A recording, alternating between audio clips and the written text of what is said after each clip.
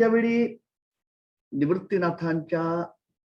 निवृत्तीनाथांनी जे कृष्ण वर्णन किंवा कृष्ण चरित्र कथन केलेलं आहे त्याच्या अंतरंगाचा जमेल तितका परिचय करून घेतल्यानंतर आज आपण जे बोलणार आहोत ते ज्ञानदेवांनी ज्या भूमिकेमधून कृष्ण चरित्र दर्शन आपल्या पुढे मांडलेले आहे अनेक ठिकाणी त्याचे काही कव्हर्से आपण बघणार आहोत. ते बघण्यापूर्वी एक दोन गोष्टींची स्पष्टता आपल्या मनामध्ये आपण आधी करून ठेवूया. कारण ज्ञानदेवांच्या संपूर्ण कृष्ण चरित्राला किंवा कृष्ण वर्णनाला त्या पार्श्वभूमीची चौकट आहे. आपल्याला जर स्मरत असेल तर मी मागच्या वेळी असं म्हटलं होतं की मुळामध्ये ज्ञानदेवांची जी परंपरा आहे या चारही भावंडांच्याकडे आलेला तत्वज्ञानाचा जो वसा आणि जो वारसा आहे तो प्रामुख्याने नाथ संप्रदायाचा आहे. आणि नाथ संप्रदायाचे अधिष्ठान असणारे भगवान शंकर जे आहेत त्या शंकरांपासून जो आगम किंवा जी आगमाची धारा प्रसृत झालेली आहे आणि म्हणून जिला शैवागम असं नाव आहे त्या शैवागमाची जी गाभा संकल्पना आहे शक्तिमय शिव किंवा शिवमय शक्ती किंवा शिव आणि शक्तीचं युगुल किंवा ज्याला ज्ञानदेवाने अद्वय असा शब्द वापरलेला आहे त्या अद्वयाची चौकट या चारही भावंडांच्या विचार विश्वाला सर्वत्र व्यापून आहे. ही पहिली गोष्ट आपण मनामध्ये पक्की नोंदवून ठेवूया असं आपण गेल्याच वेळी मी आपल्याला विनंती केली होती. विशेषतः आपण जेव्हा ज्ञानदेवांच्याकडे आता वळतो आहोत आणि ज्ञानदेवांनी ज्या भूमिकेवरनं ज्या पार्श्वभूमीवर ज्या दृष्टीमधून कृष्ण दर्शन उभं केलेलं आहे त्याची संपूर्ण बैसकाच मुळी अद्वयाची. मी अद्वयाची का म्हणतोय याचा खुलासा करतो. हे जे अद्वय दर्शन आहे या अद्वय दर्शनामध्ये किंवा अद्वय दर्शनानुसार अखिल अस्तित्वाचं जे आधी कारण आहे त्याला नाथ संप्रदायाच्या परिभाषेमध्ये किंवा ज्ञानदेव ज्याला परमशिव असं त्या तत्वाला जे संबोधतात आणि ते शिव सुद्धा शक्तिमय शिव आहेत. किंबहुना एकच तत्व केवळ अवस्थांतराने त्यांच्या मध्ये नामभिन्नता केवळ दोन अवस्थांमध्ये जे अंतर आहे ते निर्देशित करण्यासाठी दोन संज्ञा फक्त तिथे वापरलेल्या आहेत. एक ते तत्व ज्यावेळी पूर्णपणे क्रियारहित अवस्थेमध्ये निव्वळ स्पंद रूपाने असतं त्याच्या त्या अवस्थेला नाव आहे विश्वोत्तीर्ण. त्याला आम्ही म्हणतो शिव. जे ज्ञानवान आहे कर्तृत्ववान आहे पण स्वेच्छेने आता क्रियारहित आहे. म्हणजे क्रिया करायची का नाही हे सुद्धा त्याच्यावरती अवलंबून आहे. त्याच्या स्वेच्छेने तो म्हणजे क्रियावान बनतो किंवा क्रियाशून्य होऊन केवळ अस्तित्व रूपाने निश्चल पडून राहतो. त्याच्या त्या रूपाला त्या अवस्थेला नाव आहे शिव. मात्र तेच तत्व त्याच्या स्थितीज अवस्थेमधनं गतिज अवस्थेमध्ये येतं, गतिमान बनतं, सावयव बनतं, सोपाधिक बनतं, विश्वात्मक होऊन प्रगट. तेव्हा त्याच्या त्या विलसणाऱ्या त्या प्रगट रूपाचं वर्णन किंवा त्या प्रगट रूपाला नाम आहे शक्ती.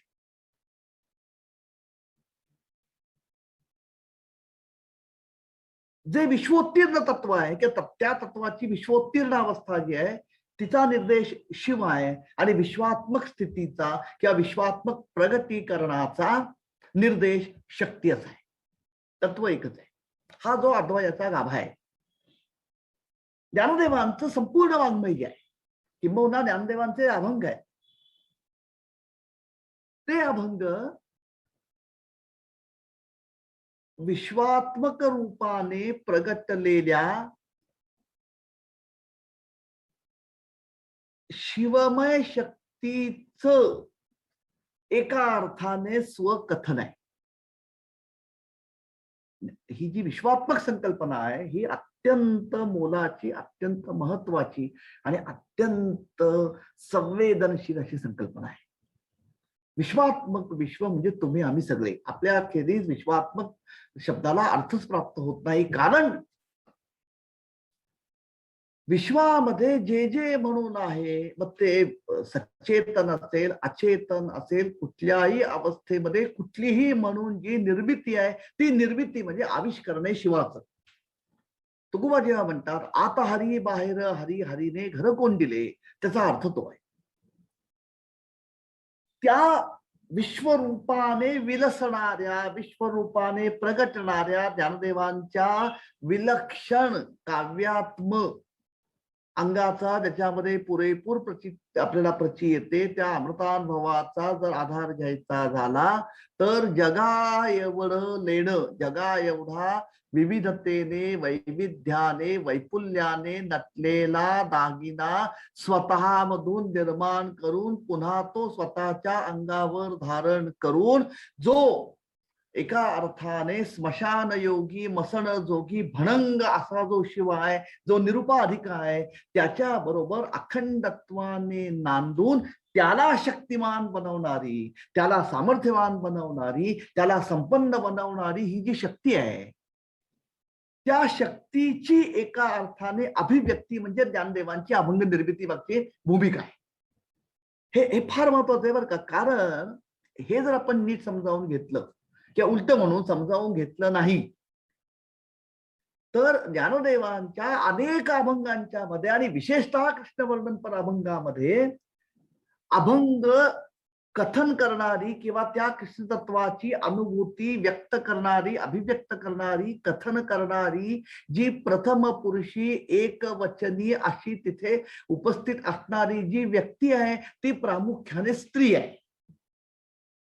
पुरुष तत्व ज्ञानदेवांच्या अभंगांच्या मध्ये फार दिसतं नाही असं मी म्हणत नाही, पण प्रामुख्याने आपल्याला तिथे अभिव्यक्ती जी दिसते ती अभिव्यक्ती स्त्री तत्वाची दिसते. अगदी याचं पहिलं उदाहरण अगदी ठसठशीत म्हणजे आपल्या सगळ्यांना जे पाहता क्षणी जाणवतं ते म्हणजे सगळ्या कीर्तनांच्या मध्ये, विशेषतः वारकरी सांप्रदायिक कीर्तनांच्या मध्ये सुरुवातीला जो अभंग भगवंताच्या रूपवर्णन पर जो घेतला जातो, रूप पाहता लोचनी सुख झाले वो साजणी, तो हा विठ्ठल बरवा, तो हा माधव बरवा. इथे साजणी म्हणजे मैत्रीण.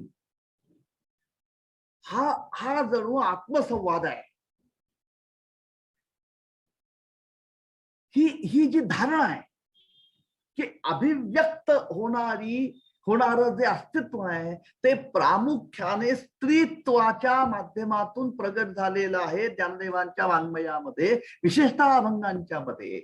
याचं कारण तिथे भूमिका जी आहे ती त्या शक्तीची आहे. हे प्रगटन शेवटी आपण बोलतो म्हणजे काय करतो, आपण बोलतो म्हणजे आपण व्यक्त होतो, आपण अभिव्यक्त होतो. आपल्या अंतःकरणात जे अव्यक्त आहे ते शब्दाच्या माध्यमातून बाहेर प्रगटतं. हे जे प्रगतीकरण आहे, आतून बाहेर येणं जे आहे, ज्याला शैवागमाच्या परिभाषेमध्ये उन्मीलन असा शब्द आहे, हे उन्मीलन हे स्वरूपतः शक्तिमय आहे, शक्तिरूप आहे. कारण विश्वात्मक अस्तित्व जे आहे तेच मुळी शक्तीचं प्रगटन आहे. शक्तिरूपाने नटल्याखेरीज तो शिव विश्वात्मक अवस्थेमध्ये येऊच शकत नाही, म्हणून अनेक ठिकाणी विशेषतः ज्ञानदेवांच्या बाबतीमध्ये अभंगांचा जो निवेदक आहे किंवा अभंगाच्या माध्यमातून जे तत्व प्रगट झालेलं आहे ज्ञानदेव नावाचं, त्याची भूमिका तिथे अनेक ठिकाणी स्वरूपतः स्त्रीची आहे. म्हणून अनेक अभंगांच्या मध्ये आपल्याला प्रथम पुरुषी म्हणण्यापेक्षा तिथे एकवचनी कथन करती जी आहे ती स्त्री आहे. रूप पाहता लोचनी सुख झाले वो साजणी, किंवा पंढरपुरीचा निळा लावण्याचा पुतळा विठो देखी येला डोळा बाई येवो देखील वेदले वो मन तयाची गुणी क्षणभरी न विसंबे विठ्ठल रुक्मिणी.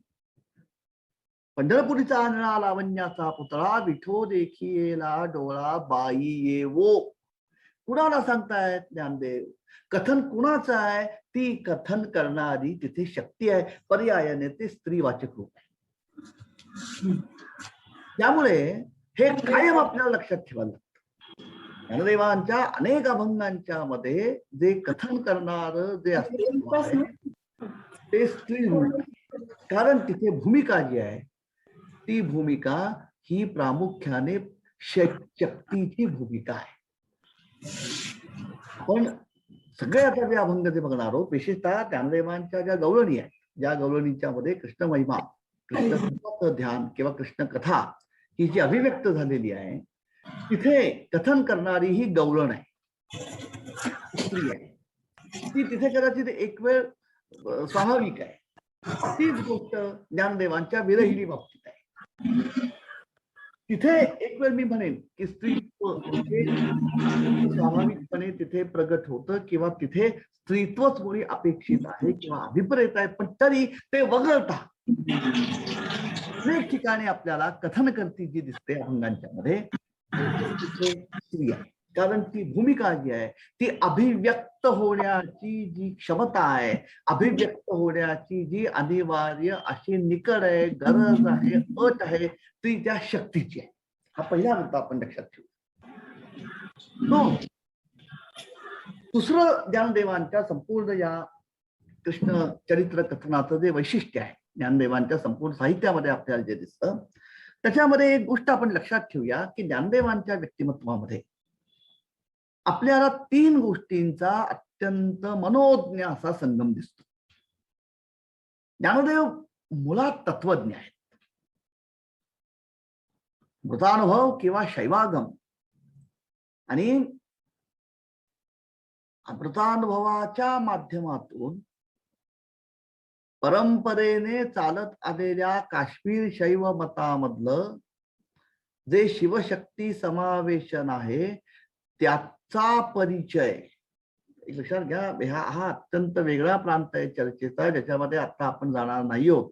संपूर्ण काश्मीर शैव मतामधलं जे शिवतत्व आहे ते शिवतत्व सुद्धा ज्ञानदेवांनी सगळंच्या सगळं मूळ काश्मीर शैव मताला अनुसरून स्वीकारलंय का नाही याच्याबद्दल मला देखील शंका आहे. ज्ञानदेवांनी त्यांना म्हणजे त्यांच्या तत्वकथनाला पूरक जेवढं काश्मीर शैव मतामधलं मूळ गाभा तत्व आहे तेवढंच उचललेलं आहे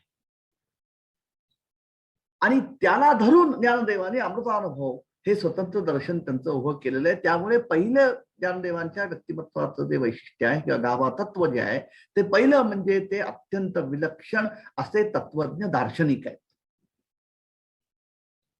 पण त्यांच्या त्या तत्वज्ञपणाला कुठेही कर्कशपणाचा लवलेशही त्या तत्वज्ञ व्यक्तिमत्वामध्ये कुठेही आपल्याला कर्कशतेचा, कठोरतेचा, तर्क कटुत्वाचा कुठे लवलेशही दिसत नाही. कारण मुळात ज्ञानदेव संत आहे.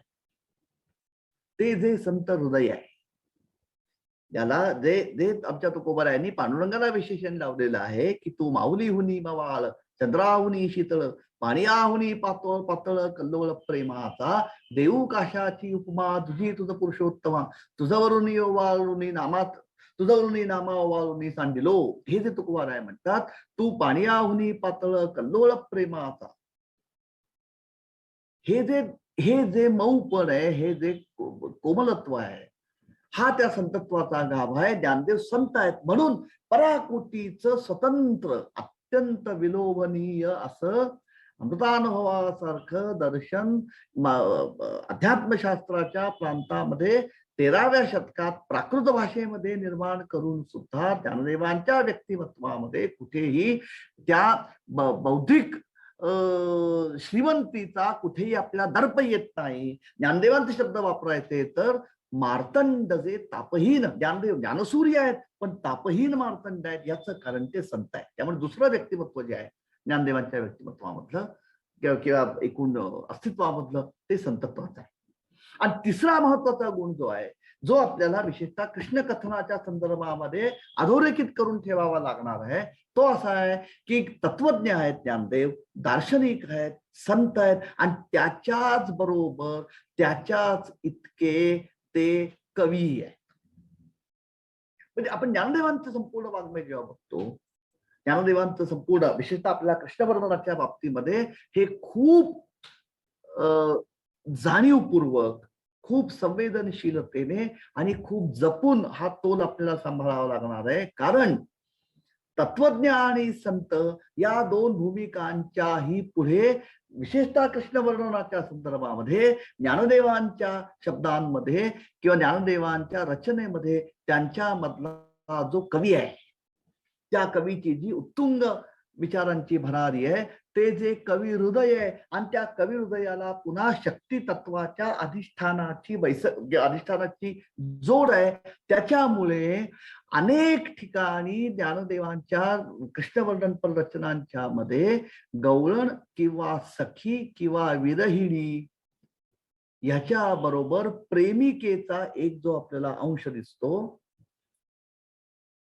तो समजावून घेताना एकीकडनं ज्ञानदेवांच्या मध्ये असणार पराकोटीचं कोमल असं कवित्व आणि त्या कवित्वाला शक्तीच्या माध्यमातून अभिव्यक्तीची त्यांची असणारी नैसर्गिक धारणा या दोन्हीचा मिलाफ त्या रचनांमध्ये आहे. आणि म्हणून हा अत्यंत संवेदनशीलतेने नाजूकपणे समजावून घेण्याचा भाग एवढ्यासाठी आहे की मी आपल्याला उदाहरण देतोय. तो ज्ञानदेवांची फार सुंदर रचना आहे. ती रचना अशी आहे की तुझं विण ऐकली रे कृष्णा न गमेरा तब तुवा नवल केले वेणू घेऊन हात आलिये सोयतेची तुझी ओळंगली गती नवल हे वाल भरे कैसे जोडले जीवा दुसरे दोरी ठेले प्रीती केला रे घावा. वालभ म्हणजे प्रेम. आता हे जे एकवचनी कथन आहे हे स्त्रीच आहे. वरकरणी बघितलं तर ती सख्याच्या किंवा प्रियकराच्या विरहाने होरपळणाऱ्या झुरणाऱ्या प्रेमिकेचं ते कथन आहे. तुझं विणे ऐकली रे कृष्णा न गमे राती तव तुवा नवल केले वेणू घेऊन हाती आदिये सोयतेची तुझी ओळंगली गती नवल हे वाल भरे कैसे जोडले जीवा दुसरे दुरी ठेले प्रीती केला रिघावा. इथे ज्ञानदेव आपला भानावरती आहे. त्या कृष्ण तत्व हे संपूर्ण रूपक आहे. कृष्ण तत्वाचा वेध लागल्यामुळे जो तळमळणारा साधक आहे त्या साधकाची कृष्ण तत्वाशी फारकत झाल्यामुळे किंवा भेट होत नसल्यामुळे त्याच्या अंतःकरणाची होणारी जी होरपळ आहे त्या होरपळीची आपल्याला कल्पना यावी म्हणून आपल्या परिचयामध्ये आपल्या अनुभव विश्वामध्ये त्या होरपळीची अर्थता त्या ताटातुटीची वेदना ही सर्वोच्च कुठल्या प्रतिमेमध्ये दिसू शकते किंवा आपल्या अनुभवास येते तर ती प्रियकराच्या भेटीसाठी तळमळणाऱ्या प्रेयसीच्या माध्यमातून त्या प्रेयसीचं उदाहरण दिलं की तिच्या अंतःकरणाची जी तडफड आहे ती आपल्याला आपल्या मर्यादांच्या माध्यमातून समजावून घेणं सोपं जाईल. आणि प्रेयसीचं हृदय प्रियकराला भेटण्यासाठी जितकं तडफडत असतं तशा कैक पटीने अधिक परमैक्यासाठी तळमळणाऱ्या साधकाचं अंतःकरण कृष्ण तत्वाच्या भेटीसाठी आसुसलेलं असतं. हे कळावं म्हणून आपल्या अनुभव कक्षेमध्ये दिलेलं ते ज्ञानदेवानी उदाहरण आहे. नवल हे वाल भरे कैसे जोडले जीवा. हे वालभ म्हणजे प्रेम कसं आहे.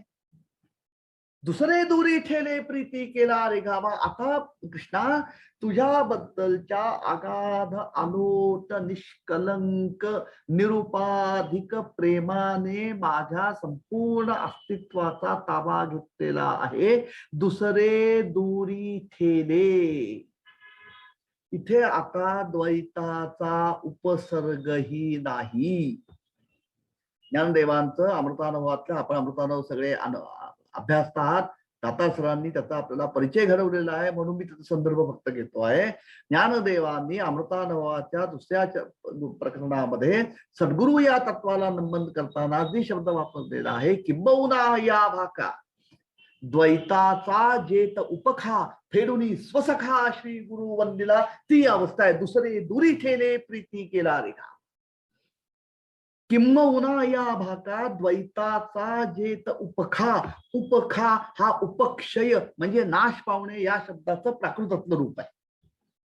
द्वैत या शब्दाने ज्या दुहेरी किंवा दुपेरी अस्तित्वाचा शब्द रूपाने का होईना निर्देश केला जातो, तेवढा निर्देश सुद्धा ज्या सामरस्याच्या अवस्थेमध्ये ऐकायला सुद्धा वेदनादायक आहे, जिथे कल्पनेमध्ये सुद्धा द्वैत संभवत नाही, अशा अवस्थेमध्ये एकरूप होऊन मी श्री गुरूंना वंदन करतोय. ही जी ऐक्याची परमैक्याची जी भूमिका आहे की तिथे द्वैतवाचक शब्दाचा सुद्धा उपशम किंवा उपक्षय नाश होतो, द्वैत कल्पनेमध्ये सुद्धा उरत नाही, त्या भूमिकेवरून मी स्वसखा श्री गुरु वंदिला. दुसरे दूरी ठेले प्रीती केला रिघावा. नवल हे वाल भरे कैसे जोडले जीवा, दुसरे दूरी ठेले प्रीती केला रिघावा. त्या ऐक्याचा जो आनंद आहे, त्या आनंदाच्या पूर्वीची जी तरफड आहे वंचिततेची, तिची कल्पना येण्यासाठी तुझं विनय ऐकली रे कृष्णा न गमे राती, हे आपल्या परिचयाचं आपल्या एक लक्षात घेऊया. आपण एक कायम लक्षात ठेवूया, हा मुद्दा आयुष्यभर डॉक्टर वदी कुलकर्णी सतत मांडत आले. वदी कुलकर्णी आयुष्यभर असं बोलत आले की आपण जेव्हा कोणताही मुळामध्ये काव्य हे कसं निर्माण होतं किंवा कोणतीही कलाकृती कशी निर्माण होते याचं समीक्षाच्या अंगाने विवरण करत असताना वदी कुलकर्णी सतत असं म्हणायचे की कोणतीही कलाकृती, मग ती नाटक असो, चित्रपट असो, कथा असो, काव्य असो, नाटिका असो, एकांकिका असो, काही असो, ही शेवटी काय दाखवते, ही काय प्रगट करते, तर त्या निर्मितीचा जो निर्मिक आहे, मग तो कवी असेल, कलावंत असेल, कथाकार असेल, पटकथाकार असेल, लेखक असेल, समीक्षक असेल किंवा आणखी कोणी असेल, तो मुळात त्याला त्याच्या जीवनामध्ये जो कुठला तरी किंवा अनेक जे अनुभव आलेले आहेत त्या अनुभवांचं ते प्रगटीकरण असतं. म्हणजे मुळात कोणतीही कला वस्तू निर्माण व्हायला, हा न्याय अभंगाला पण लागू पडतो बरं का. कोणतीही कला वस्तू निर्माण होण्यासाठी मुळामध्ये काहीतरी अनुभव हा तिथे असायला लागतो. जो लेखक आहे त्याला कुठला तरी एक अनुभव, कुठली तरी एक घटना अशी पराकुटीची थेट भिडलेली असते की तिने त्याच्या अंतःकरणात घर केलेलं असतं, आणि मुळात तो कलावंत असल्यामुळे तो जो अनुभव आहे त्या अनुभवाला तो कुठला तरी एक साज चढवतो. मग तो साज कवितेचा असेल, नाटकाचा असेल, चित्रपटाचा असेल, पटकथेचा असेल, कादंबरीचा असेल, कथेचा असेल किंवा लघुकथेचा असेल किंवा वात्रटिकेचा असेल, तो त्याला आलेला अनुभव हा व्यक्तिगत आहे. तुमचा अनुभव मला घेता येणार नाही, माझा अनुभव तुम्हाला घेता येणार नाही. त्या अनुभवाला जेव्हा कलाकार किंवा साहित्यिक किंवा कलावंत एखादं स्वरूप, एखादं रूप देऊन कलेच्या माध्यमातून तो जेव्हा प्रगट करतो, तो कवितेच्या रूपाने असेल, अभंगाच्या रूपाने असेल किंवा नाटकाच्या रूपाने असेल, तेव्हा तो अनुभव त्याच्या बाह्य रूपामधनं प्रेक्षकापर्यंत म्हणजे तुमच्या माझ्यापर्यंत पोहोचत राहतो. इथे वदी कुलकर्णी असं म्हणायचे की मूळ जो आहे अनुभव घेणारा, त्याचा जो मूळ अनुभव होता त्याला त्याने काय केलं, त्याला त्याने कलानुभवाचं रूप दिलं. म्हणजे कोणताही मला आलेला एखादा दुःखद प्रसंग किंवा सुखद प्रसंग हा माझ्यापुरता मर्यादित असतो. माझ्याकडे जर प्रतिभेचं मला पाठबळ लाभलेलं असेल तर मी त्या अनुभवाला कथेचं, काव्याचं कुठेतरी एक रूप देतो आणि ते प्रकाशित करतो, म्हणजे ते जगापुढे आणतो. ती कथा किंवा ती कविता जेव्हा तुमच्यासारखे किंवा आपल्या बाकीचे अन्य रसिक लोक वाचतात तेव्हा त्याला कुठेतरी त्यातनं, त्या वाचनातनं, त्या अनुभूतीमधनं कुठला तरी एक विशिष्ट आनंद मिळतो. म्हणजे तो जो मूळ लेखकाचा किंवा कवीचा अनुभव आहे, त्याचा जो कलानुभव त्याने प्रगट केलेला आहे, त्या कलानुभवाची अनुभूती किंवा रसास्वाद आपण घेतो. इथे दोन गोष्टी होतात. मूळ अनुभव, त्या अनुभवाचं कलात्मक रूप म्हणजे कलानुभव हा तुमच्या माझ्यासाठी आस्वाद्य बनतो. आणि तो अनुभव, त्या अनुभवाशी, त्या कलानुभवाशी, त्या कथेशी आपण बघा अनेक वेळा आपण सिनेमा बघताना किंवा नाटक बघताना आपण कधी कधी इतके भाव व्याकुळ होतो की समोर एखादा दुःखद प्रसंग असेल तर आपल्या डोळ्याबद्दल पाणी व्हायला लागतं, समोर आनंदाचा प्रसंग असेल तर आपल्या चित्तवृत्ती बहरतात, समोर कारुण्य असेल तर आपले अंतःकरण कारुण्याने दाटून येतं. इथे काय होत असतं, इथे अनुभूतीच्या पातळीवरती आपण त्या कलानुभवाशी एकरूप होत असतो. ह्याला म्हणतात सौंदर्य अनुभव.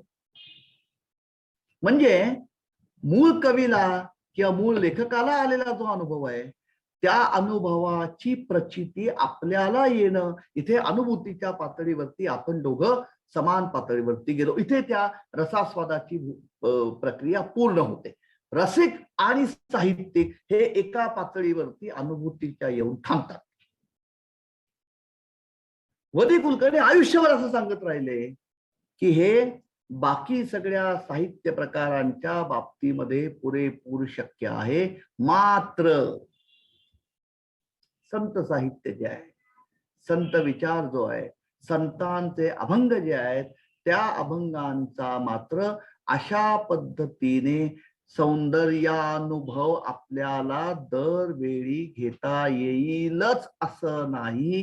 कारण मूळ संतांना, तुकोबांना, ज्ञानदेवांना, निवृत्तीनाथांना, चोखोबांना, सोयराबाईंना, मुक्ताबाईंना, जनाबाईंना जो अनुभव आलेला आहे त्या परतत्वाचा, तो अनुभव अतींद्रिय आहे.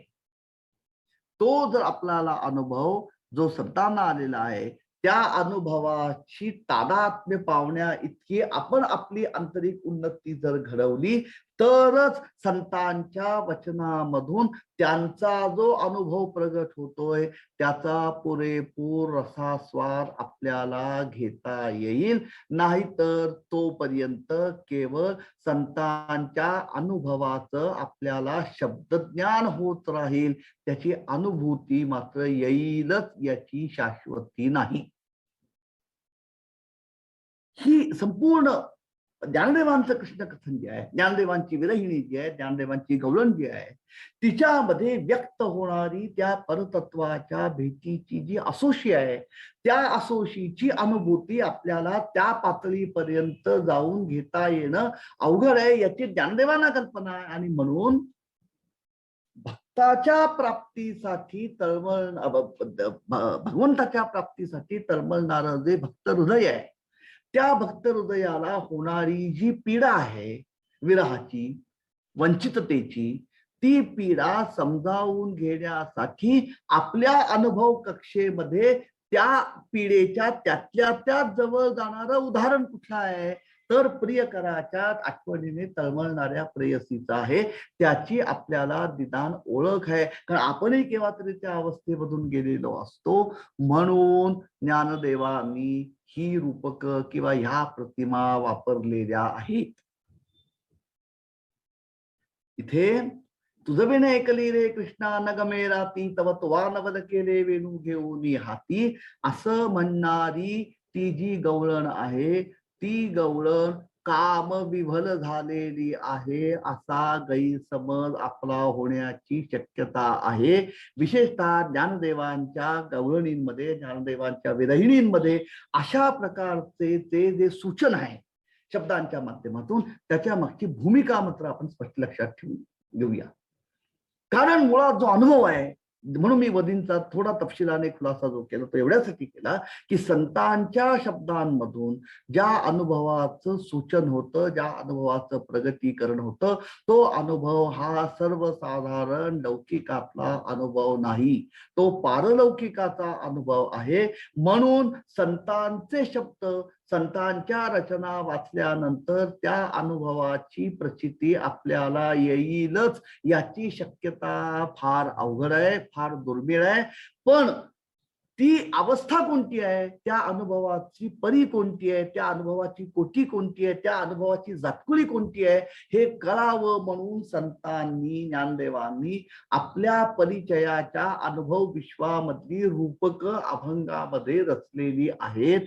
हे आपल्याला विशेषतः ज्ञानदेवांच्या कृष्ण कथनाच्या बाबतीमध्ये प्रकर्षाने लक्षात ठेवावं लागणार आहे.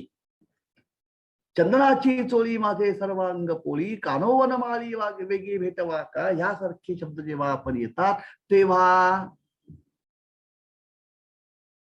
तुकोबारायांनी जो शब्द वापरलेला आहे, तुकोबारायांचा एक अप्रतिम अभंग आहे संत महिमा वर्णन करणारा. महाराज म्हणतात, रविदीप हिरा राविती देखणे, अदृश्य दर्शने संतांचेनी, त्यांचा महिमा काय वर्णू मी पामर, न कळे तो साचार ब्रह्मादिका. पुढच्या चरणामध्ये अभंगात तुकोबाराय असं म्हणतात, तापली चंदन निववितो कुडी, त्रिगुण तो काढी संत संग. आपण बघा, आमच्या संपूर्ण वारकरी संप्रदायामध्ये आम्ही गुढीपाडव्यापासून पुढचे 2-2.5 महिने हे देवाला सगळीकडे चंदनाची उट्टी असते, कारण तो ग्रीष्माचा कालावधी आहे. म्हणजे ग्रीष्म ऋतू सुरू झाला, अंगाची लाही लाही व्हायला लागली की देवाला सर्वत्र आम्ही चंदनाची उट्टी करतो. उट्टीची भजनं होतात. तुकोबारांच्या अभंगामध्ये जो भीमसेन जोशीने अभंग गायलेला आहे, राजस सुकुमार बदराचा पुतळा, रवी शशिकळा देखलिया लोपलिया, तो जो अभंग आहे, कस्तुरी मळवट चंदनाची उटी, रुळे माळ कंठी वैजयंती, सकळे तुम्ही वागे एकी सवा तुका म्हणे जीवा धीर नाही. हा जो अभंग आहे, ही जी उटीची संकल्पना आहे ती काय आहे, कारण शरीराला होणारा जो दाह आहे तो दाह चंदन शांत करतो. हा आमच्या अनुभवातला प्रांत आहे, हा आमच्या अनुभवातला विषय आहे. ज्ञानदेव असं म्हणतात की त्या चंदनाची चोळी करून जरी घातली तरी सुद्धा परतत्वाच्या विरहाने, परतत्वापासून वंचित राहिल्यामुळे ती जी दुर्लंघ्य दरी आहे आपण आणि परमात्मा यांच्या मध्ये आणणारी, त्या दरीचं उल्लंघन करता येत नसल्यामुळे होणारी त्या साधकाची जी तडफड आहे, ती तडफड कशी आहे, ग्रीष्मामध्ये पराकोटीच्या उन्हाळ्याने शरीराची जी काहिली होते, की ती काहिली अगदी चंदनाचा संपूर्ण सदरा करून जरी घातला तरी सुद्धा निवली जाणार नाही. हा चंदन ताप शमन करतो, उष्णतेचा परिहार चंदनाने होतो. ही आपल्या अनुभव विश्वामधली परिचित गोष्ट असल्यामुळे भगवंताच्या विरहाने तळमळणाऱ्या, काहिली होणाऱ्या भक्ताच्या हृदयाची अवस्था आपल्याला कळावी, यासाठी आपल्या परिचयाचं उदाहरण ज्ञानदेवांनी दिलेलं आहे. इथे त्या गवळणीचा तो भाव आहे असं नाही, कवळणीच्या त्या विरहिणीच्या भावाची आपल्याला पुसटशी का होईना अनुभूती यावी, यासाठी आपल्या अनुभव विश्वाबद्दल उदाहरण ज्ञानदेवांनी रचलेलं आहे. ही भूमिका आपल्याला सतत लक्षात ठेवायला लागते. या भूमिकेकडून जेव्हा ज्ञानदेव त्या कृष्णत्वाकडे बघतात, संपूर्ण ज्ञानदेवांनी वर्णन केलेलं जे कृष्ण दर्शन आहे किंवा कृष्ण कथा आहे, त्या कृष्ण कथेला जो संपूर्ण आयाम आहे, जी पार्श्वचौकट आहे, ती पार्श्वचौकट ह्या 3 गोष्टींची आहे. एक, संपूर्णपणे भूमिका ही अभिव्यक्तीची शक्तीच्या अधिष्ठानावरून आहे, म्हणून तिथे स्त्री रूप आहे. 2, ज्ञानदेवांच्या मधला तत्वज्ञ, संत आणि कवी या ठिकाणी पुरेपूर दिसतो. आणि मुळात ज्ञानदेवांचं कवी हृदय असल्यामुळे अनेक ठिकाणी ज्ञानदेवांचा जो शब्दांचा विलास आहे तिथे कवित्वाची उर्मी ही अधिक प्रबळ ठरते. आणि 3, ती प्रेरणा समजावून घेत असताना मुळात संत साहित्य ज्या किंवा संतांचे शब्द ज्या अनुभवाचा निर्देश करतात, तो अनुभव आपल्या लौकिक जीवनाच्या कक्षांच्या पलीकडचा अनुभव असल्यामुळे आपल्या लौकिकाच्या कक्षेमध्ये आपल्याला त्यातल्या त्या परिचित जे अनुभव आहेत त्या अनुभवांची चौकट, त्या अनुभवांची परिभाषा वापरत ज्ञानदेव त्यांना अभिप्रेत असणाऱ्या पारलौकिक अनुभवाकडे निर्देश करतायत. हे 3 पथ्य एका अर्थाने आपल्याला पाळायला लागणार. आणि ही मी आपल्याला विनंती करेन की संपूर्ण विशेषतः ज्ञानदेवांचं संपूर्ण कृष्ण दर्शन आहे. कारण मी म्हटल्याप्रमाणे इथे दोन भूमिका अत्यंत वेगळ्या आहेत. मी सुरुवात आपण निवृत्तीनाथांच्या पार्श्वभूमीवरती ज्ञानदेवांच्या कृष्ण कथनाकडे आपण बघणार आहोत, म्हणून मी थोडा एवढा तपशीलवार हा खुलासा करतोय. मुळामध्ये निवृत्तीनाथ हे हे हे मुली सिद्धच आहे. आपण संपूर्ण त्यांनी मांडलेल्या कृष्ण दर्शनाचे जे बारकावे बघितले की एकाच वेळी शारीर आणि त्याच वेळी झटकन अशारीर पातळीवरती त्या कृष्ण तत्वाचं दर्शन आपल्याला घडवणं, आणि ते सुद्धा कमालीच्या निरामय निरुपाधिक निकोप अशा भूमिकेमधून. कारण मूळ निवृत्ती हे तत्व तसं आहे. ज्ञानदेव हे तत्व फार विलक्षण आहे. ज्ञानदेवांच्या मध्ये तत्वज्ञ, संत आणि कवी, आणि या सगळ्याला ओलांडून दशांगुळे वर उठून येणार, उठून दिसणार त्यांचं माऊलीपण हे तिथे सगळ्यात प्रमुख आहे. आणि म्हणून संपूर्ण कृष्णवर्धन ज्ञानदेवांचे आहे. त्याच्यामध्ये स्त्री कथन किंवा स्त्रीत्वाच्या भूमिकेतून कथन हे आपल्याला अनेक ठिकाणी दिसतं. आणि ती जी अवस्था आहे की ते एकदा त्या कृष्ण तत्वाचा स्पर्श झाला की संपूर्ण अंतरंगामध्ये किंवा एकूण अस्तित्वामध्ये जे परिवर्तन घडून येतं ते ज्ञानदेव एका क्षणामध्ये आपल्या पुढे साकारतात. मी अगदी एक उदाहरण देतो. ज्ञानदेवांची एक सुंदर गवळ आहे. आपल्या सगळ्यांचे कदाचित ती परिचयाचे असेल, आमच्या सांप्रदायिक लोकांचे तर नक्कीच आहे. ज्ञानदेव असं म्हणतात, सावळे परब्रह्म आवडे याची. ती जी शक्ती आहे, ती जी गवळण आहे, ती जी सखी आहे, ती जी गोपिका आहे, ती आपला अनुभव व्यक्त करते. काय सांगते ती की सावळे परब्रह्म आवडे या जीवा. बघा शब्द पुढचे फार लक्षात महत्वाचे, ते लक्षात घ्या. मने मन राणीवा घर केले, काय करू सये सावळे गोवित, आपे आपलपत मन तेथे. अत्यंत प्रत्येक शब्द मोलाचा आहे बरं काय. किती ज्ञानदेव तरलतम अवस्थेमध्ये बोलतात.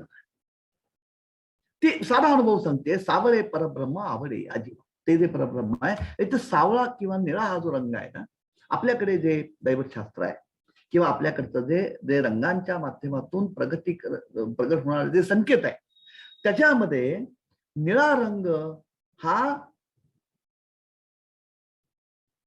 अनंताचा निदर्शक आहे, जे व्यापक आहे, सर्व व्यापक आहे, विस्तार क्षम आहे, विस्तारलेला आहे, ज्याचे अनंत आहे.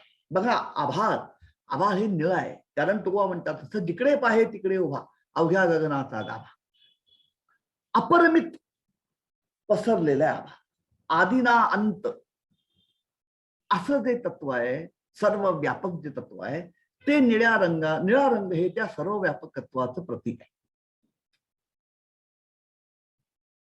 समुद्र निळा दिसतो बघा.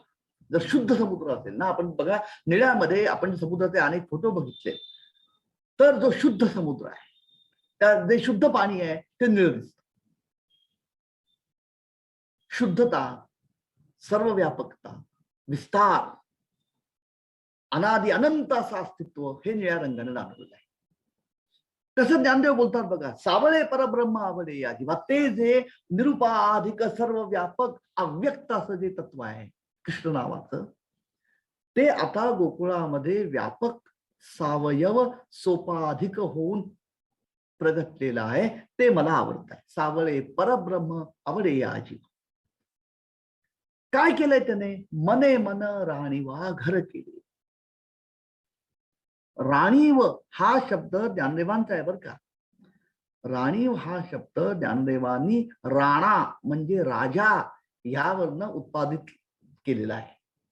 आपण म्हणतो ना, ज्ञानदेव बने व्यासाची आखणा, द्वारकेचा राणा पांडवा घरी. राणा म्हणजे राजा.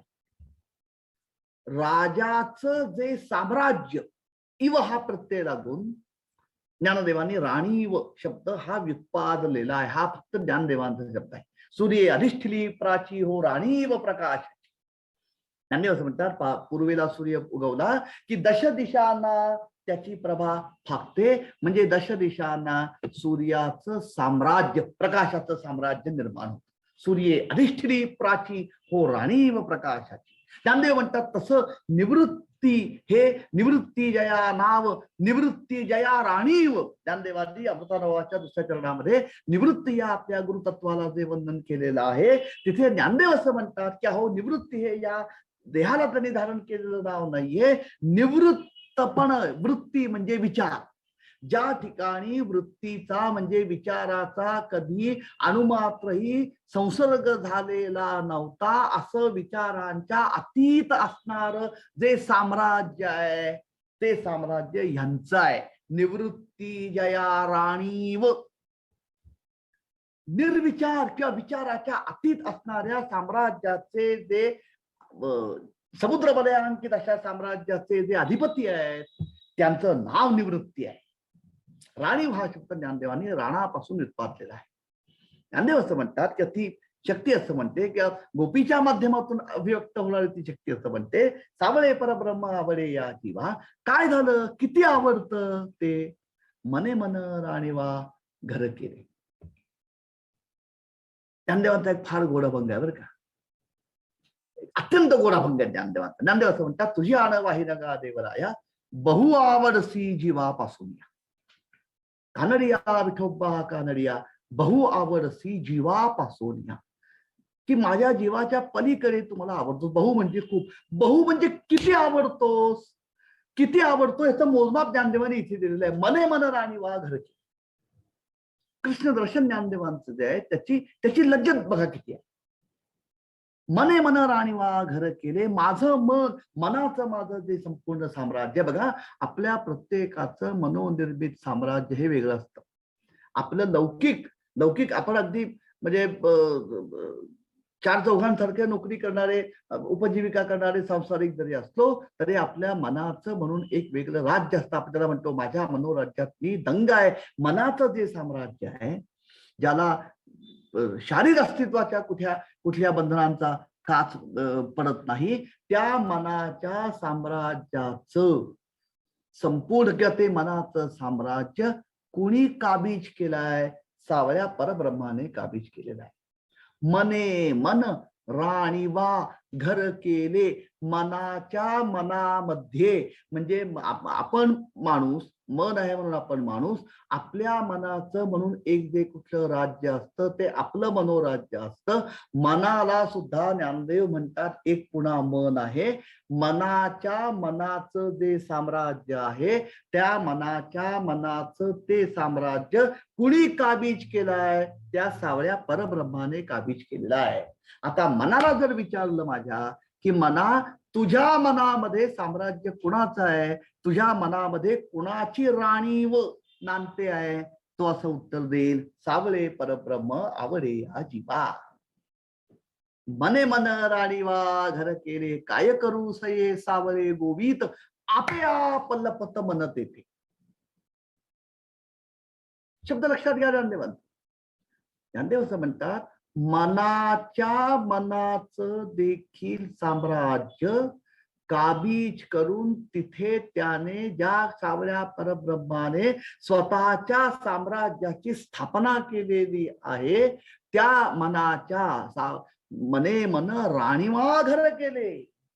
त्या मनामध्ये ज्याने आपलं साम्राज्य स्थापन केलेलं आहे त्या साम्राज्यामध्ये माझं मन हळुवारपणे आपोआप एकरूप होऊन गेलाय. एकरूप होत आहे. मने मन राणी वा घर केले.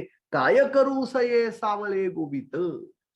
त्या सावळ्या परब्रह्माने आता मला आपण म्हणतो ना त्याने माझी गोवी केली. मला गोवून घेतलं, खेचून घेतलं, अडकवून ठेवलं, गुंतून ठेवलं. गुंतून पडलो मी. गुंतून पडणं हा याला गोवी हा फार गोड शब्द आहे बरं का. तुकोबारायांना फार गोड प्रसंग आहे बरं का. तुकोबारायांना छत्रपती शिवरायांनी जेव्हा नजराणा पाठवलं त्यावेळी तुकोबारायांचा फार गोडाभंग आहे. महाराज स्वतःच्या मनाला उद्देशून म्हणतात देवत्या छत्री गोडे हे तो बऱ्यात न पडे. आता येथे कासया गोविसी मज पंढरी राया. आता मध येथे कासया गोविसी पंढरी राया. गोवणे म्हणजे अडकवणे. गोवणे म्हणजे फसणे. गोवणं म्हणजे खिळून राहणं. मने मन राणीवा घर केले, काय करू सये सावळे गोवीत, आपेआप लपत मनते. ज्ञानदेवांचं कृष्णदर्शन हे असं आहे. त्याच्याकडे बघितल्या क्षणी ते कृष्ण तत्व मनाचं मनही व्यापून टाकत. बघा म्हणजे किती किती ज्ञानदेव सूक्ष्म बोलतायत बघा. आपल्या अस्तित्वावर हुकूमत चालते आपल्या मनाची, मनावर हुकूमत चालते त्याच्या मनाची, म्हणजे मनाच्या मनाचं साम्राज्य जे आहे ते साम्राज्य त्या कृष्णतत्वाने काबीज करून मनाच्या मनामध्ये आता त्या कृष्णाने स्वतःची राणी व म्हणजे साम्राज्य स्थापन केलेलं आहे. त्या साम्राज्यामध्ये आपेआप लपत मन तेथे इथे लपणे याचा अर्थ शिरकाव करून घेणे, सामील होणे, एकरूप होणे. आपोआप घडत आहे, कष्ट परत नाहीयेत. आपेआप लपत मन तेथे. बाहेर गोकुळामध्ये शारीर पातळीवरती क्रीडा करणारा कृष्ण रूप आणि मनाचं मध्ये साम्राज्य प्रस्थापित करणारं कृष्ण तत्व, आत हरी बाहेर हरी, या दोनही तत्वांचं व्यवधान किंवा अवधान त्या गोपिकेला अखंड क्षणी आहे. म्हणून ज्ञानदेवांची अप्रतिम गौरव आहे. ज्ञानदेव असं म्हणतात, लक्ष लावून, शब्द लक्षात घ्या ज्ञानदेवांचे, लक्ष लावूनी अंतरी कृष्णा पाहती नरनारी, लावण्य सागरू हरी परमानंदू, छंदे छंदे वेणू वाजे, त्रिभुवनी घनु गाजे, उतावीळ मन माझे भेटावया. किती गोड शब्द आहेत. मने मन राणीवा घर केले. मनाच्या मनामध्ये त्या कृष्णतत्वाने त्याची राणीव म्हणजे त्याचं साम्राज्य स्थापन केल्यानंतर आता त्या कृष्णतत्वाला बाहेर शोधण्याची गरजच पडत नाही. ते आता आतमध्ये ठाण मांडून बसलेलं आहे. म्हणून बहिर्मुख असणाऱ्या वृत्ती आपोआप अंतर्मुख झाल्या, आपेआप लपत मन तेथे, आणि आत एकरूप होऊन काय बघतायत त्या ज्ञानदेवांची ती शक्ती अनुभव सांगते.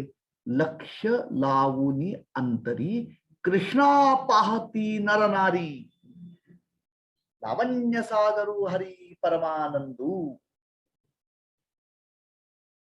जे कृष्ण तत्व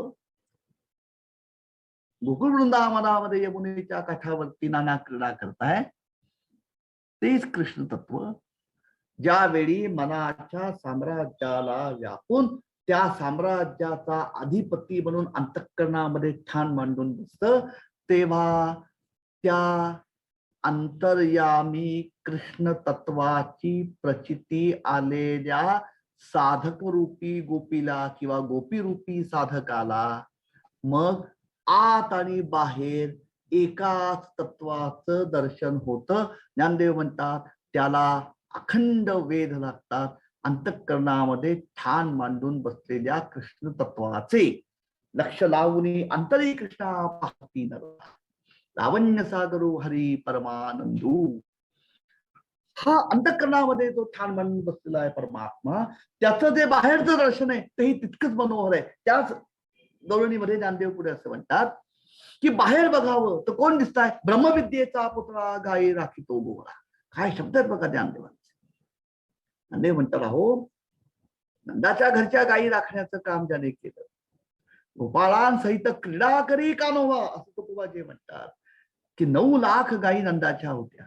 किंबहुना म्हणून त्याला नंद अशी उपमा होती किंवा अशी उपाधी होती. ते गायी राखणार जी बालमूर्ती आहे, जी सगुण मूर्ती आहे, जी साकार सावयव मनुष्याकृती आहे, ती मुळात कोण आहे? ब्रह्मविद्येचा पुतळा आहे तो मूर्ती. पहा ज्ञानदेवांनी यदक्षरम मनाख्येयम आनंदम अज केवलम श्रीमन्यवृत्तिनाथेति ख्यातम दैवतम आश्रये गुरुरित्याख्यया लोके साक्षात विद्या ही शांकरी. गुरु हे अधिष्ठान धारण कर, गुरु हे नाम किंवा निवृत्ती हे नाम धारण करून शारीर अस्तित्व ज्यांनी धारण केलेलं आहे आणि माझ्या समोर जे विराजमान आहे माझं गुरुतत्व, ते कोण आहे? ते मूर्तिमंत शांकरी विद्या आहे, असं ज्ञानदेव अमृतानुभवाच्या नमनामध्ये म्हणतात. आणि गोकुळामध्ये गायी चालणारं जे कृष्ण तत्व आहे, जे शारीर आहे, हाती काठी खांद्यावरी घोंगडी, असं ज्याचं रूप आहे, हाती काठी काळी घोंगडी लागला धेनुच्या पाठी, हे त्याचं जे बालवर्णन आहे, हे त्याचं जे रूप आहे, ते धारण कुणी केलं आहे? ते कृष्ण तत्व कोण आहे? तो ब्रह्मविद्येचा मूर्तिमंत पुतळा आहे. जसं मूर्तिमंत शैवागम, मूर्तिमंत शांकरी विद्या म्हणजे माझे सद्गुरू निवृत्ती आहेत, तसं ब्रह्मविद्या मूर्तिमंत साकार होऊन गोकुळामध्ये जी अवतरली ना, त्या मूर्तीचं नाव आहे श्रीकृष्ण. ब्रह्मविद्येचा पुतळा गायी राखितो गोवळा, श्रुती नेनवेते कळा वेदा सनकाधिका.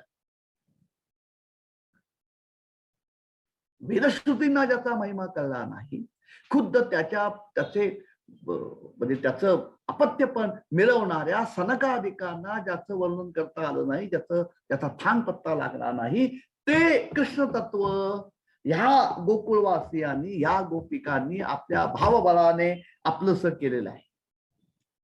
मी फक्त एक ज्ञानदेवांचा अभंग सांगतो आणि इथे थांबतो. आपण त्याचा आणखी आस्वाद पुढे घेऊया. ज्ञानदेवांचे कसे अत्यंत गोड अभंग आहे. ज्ञानदेव असं म्हणतात की योगिया मुनिजना ध्यान ते सुख असनिशय हरिसुख फावले रे. कुणाला? गोकुळच्या गौऱ्या गोपी गोधना सकळा हरिसुख फावले. बाप रखमा देवी वरू विठ्ठले ते सुख सवंगरिया दिदले हरिसुख फावले. योग्यांना आणि मुनिजनांना अंतःकरणामध्ये त्यांनी खोल बुडी मारून डोकवून बघून जरी त्या तत्वाचा दर्शन घ्यायचा आटोकाट प्रयत्न केला, तरी त्यांना सुद्धा जे सहजासहजी प्राप्त होत नाही, ते कृष्ण तत्वाचं सुख, ते सुख आसनी शयनी हरिसुख पावले रे.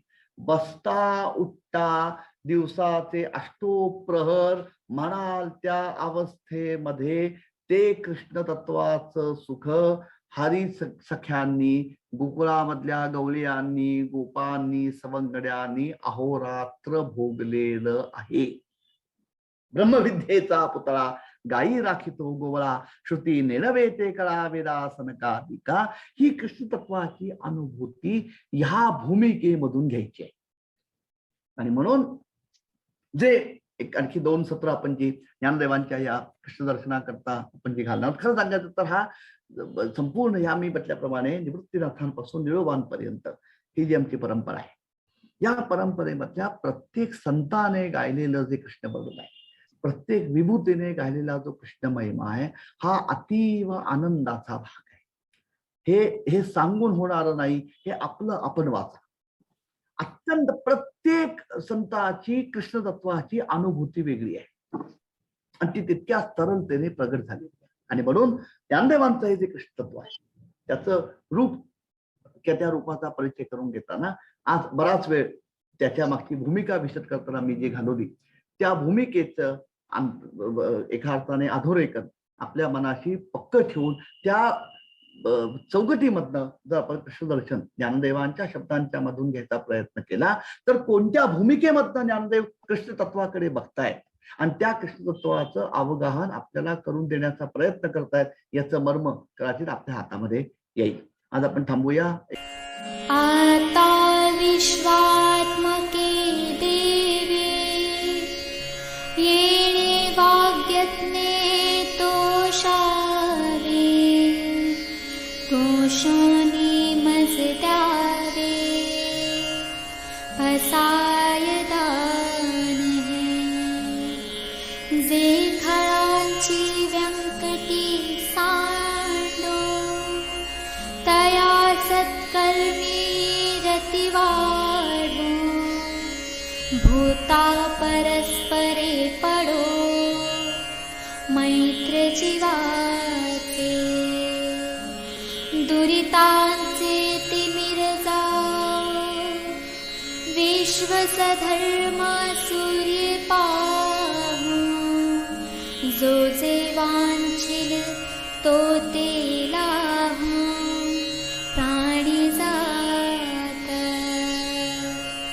वर्षत सकळ मंगळी ईश्वर निष्ठांची मांदियाळी अनवरत भूमंडळी भेट तू भूता चला कल्पतरूंचे आरव चेतना चिंतामणींचे गाव बोलते जे अर्णव पियुषाचे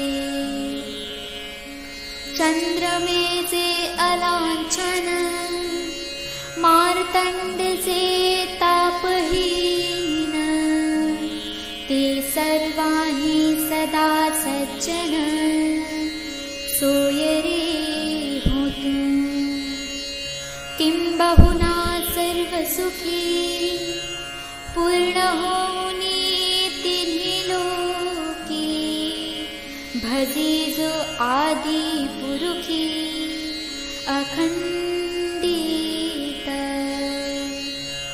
आणि ग्रंथोपजीविये विशेषी लोकी